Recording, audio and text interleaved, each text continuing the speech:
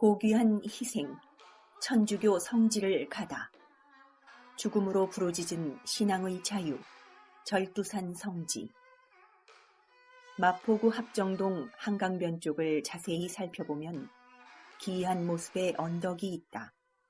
바로 양화진인데 한강 쪽으로 튀어나온 언덕의 모습이 용의 머리, 누에의 머리를 닮았다고 하여 잠두봉, 용두봉으로 불리기도 했다. 양화진은 배가 들어오기 힘든 한강 연안에서 몇 안 되는 나루터로 물류가 많이 유통되고 교통이 활발한 지역이었다고 한다.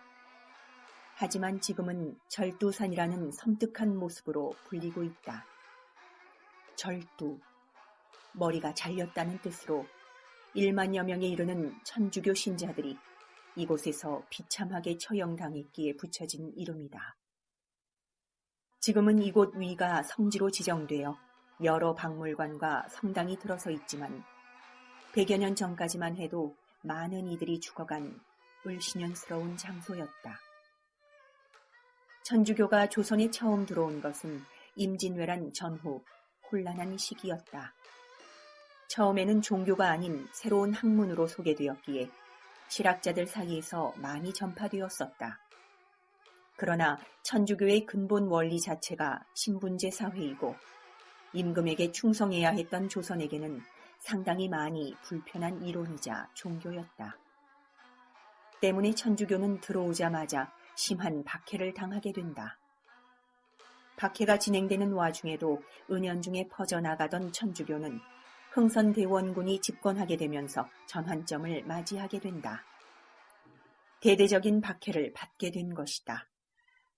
흥선대원군이 처음부터 천주교를 무턱대고 싫어한 것은 아니었다. 당시의 국제 정세를 감안하면 사실 천주교 문제는 사소한 것이었기 때문이다. 북쪽의 러시아는 남하 정책으로 조선과 통상을 요구하고 있었고 여기저기에서 새로운 외국의 세력이 등장하여 압박을 하고 있었다. 이런 상황에서 천주교 선교사들은 러시아의 남하를 막아낼 방책으로 프랑스, 영국과의 동맹을 제의했다. 조선과 영국, 프랑스가 동맹을 맺게 되면 러시아도 막을 수 있고 천주교의 포교도 한층 쉬워지리라 예상한 것이었다.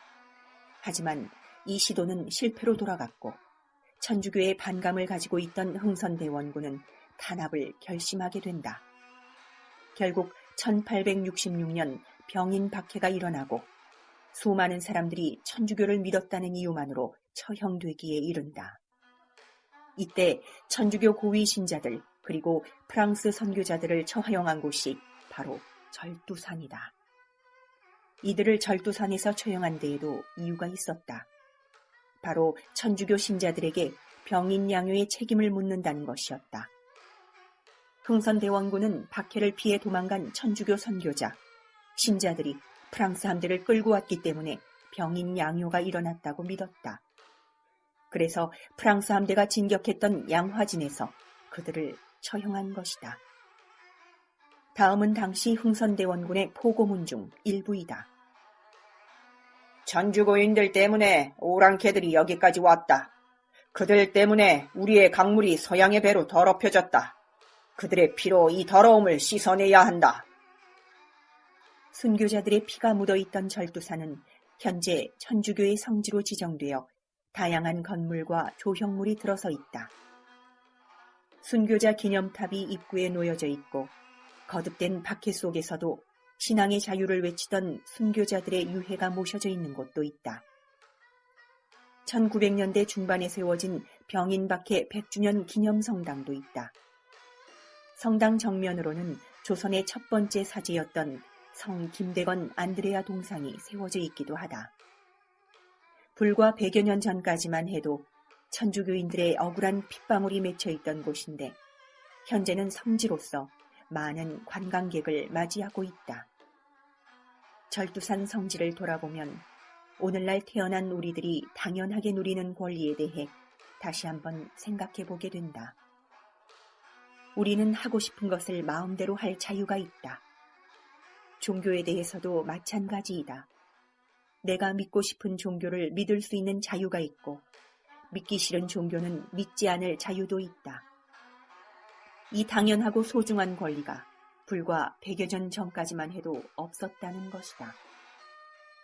종교의 자유를 부르짖으며 피 흘렸던 수많은 선교자들, 그들의 바람이 오늘날의 자유를 만들어준 것은 아닐까.